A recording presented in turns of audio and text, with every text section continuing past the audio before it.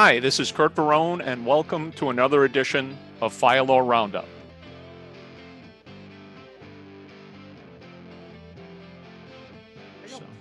Let's do a quick one, and then let's jump to your FLSA one if we could, because that shocked me. Anyway, we'll get to that in a minute. So let's look at two DC firefighters. You should watch the video, but I'm going to bring this up for another reason. But you should watch the video on Curt's blog if you haven't watched it.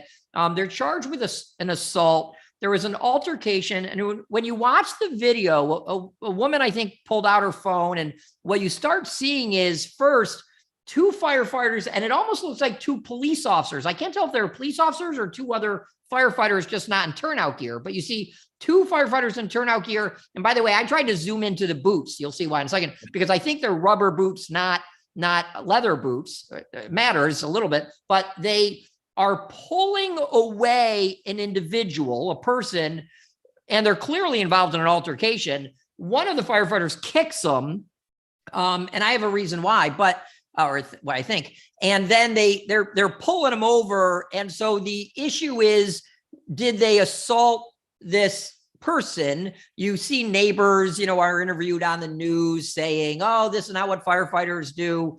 And look here, the DC firefighters, District of Columbia for those, they're charged, right? So presumably there's more of an investigation than just that. I don't have that, what was in the investigation, but I want to say this, the fire department was very, it seems, quick to say, this is not the conduct of our firefighters and we're going to go after them. And that's not it. If they knew more, right, that's totally appropriate.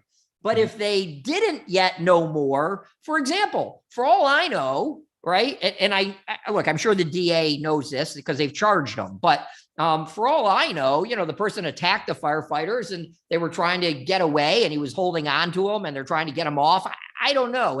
And people who kick someone who's down, do it for a couple of reasons. One, they're really trying to hurt them, or two, they're just trying to get away. They're not trained fighters, right? These aren't police officers who are trained in a hand-to-hand type combat. These are firefighters who, from the hard part of the video, it looks like that person's holding on to them. I can't really tell. I tried to zoom in as much as I could, but in any event, I agree it's not the conduct we want. On the other hand, I'm not so quick to charge without more facts to allege that the firefighters were inappropriate. Maybe they're being attacked.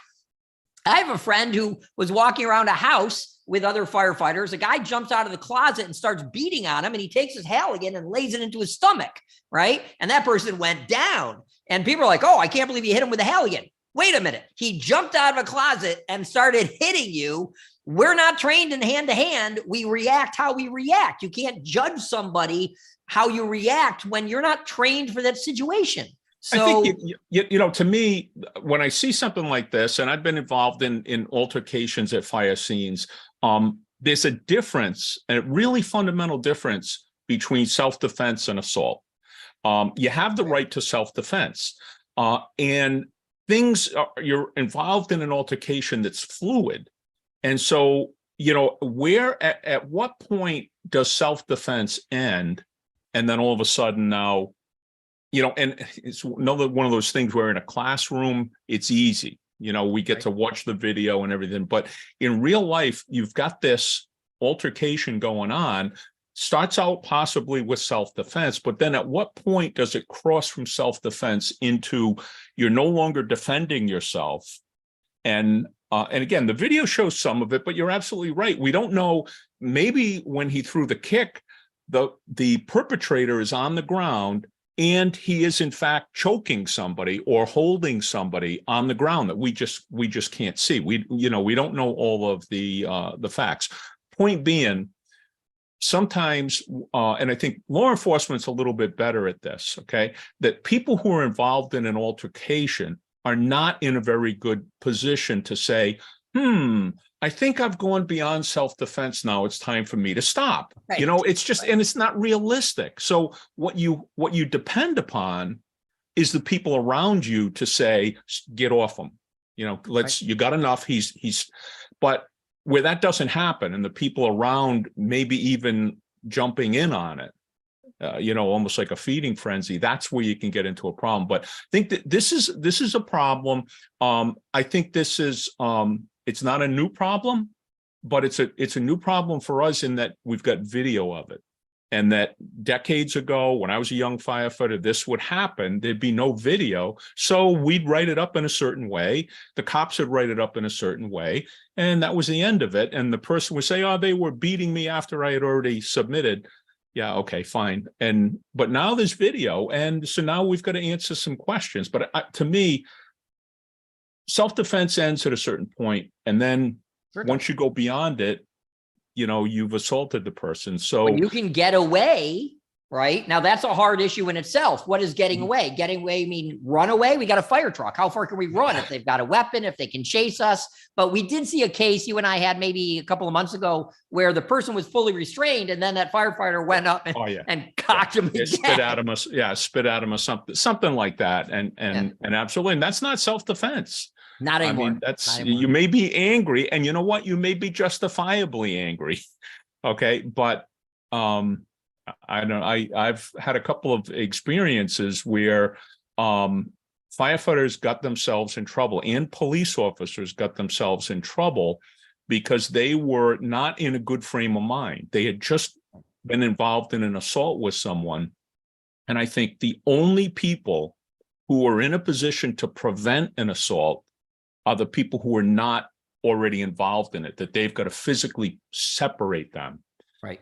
And let them cool down, let the hot head kind of cool off a little bit and get it to stop. You can't expect someone who's involved in a fight to make that determination that the fight is over, the self-defense part of this fight is over, and now it's time to, let the dust settle. And police, you talk about this all the time when we talk about firearms. Police have a lot of steps at their command before they get to a firearm, right? They got their voice, their body, they've got the presence of other people, they've got mace, they've got clubs and batons and sticks and tasers, and then they've got a gun. We have nothing, although maybe a Halligan axe, but we have generally nothing to subdue anyone, and we don't have handcuffs. And we're not trained to it. So we can't, I've seen it where firefighters will jump on somebody to hold them down, but we don't have that. So for a firefighter who's put in that situation to say, when do you stop? When do you stop? Yeah, and again, even for trained people, it's difficult. We see it all the time. Police officers, like you're using force, you're throwing punches, you're using holds and different things while the person is resisting. Then they stop resisting, and then you continue. Right. It's a problem. It's one of those things in a classroom, in a courtroom, it's easy. But in real life, it's not easy. And again, I think training and good policies on this, are going to go a long way. Yeah, look, and by the way, workplace violence policies are required by federal law. And I do workplace violence very differently. The normal workplace violence policy is somebody walks into your office and yells at the village clerk, and what do, right? But our workplace has no walls. Our workplace has no boundaries. So our workplace violence needs to really go further. And this would be a great example of workplace violence. I'll tell you, Steve Hamilton for those who watch his active shooter stuff and listen to him, Steve Hamilton does a great job on, self-defense and ways to keep yourself out of these situations. Things as simple as like carrying an EMS bag in front of you to keep a barrier. He does a really good job. Those are things that should be part of our workplace violence.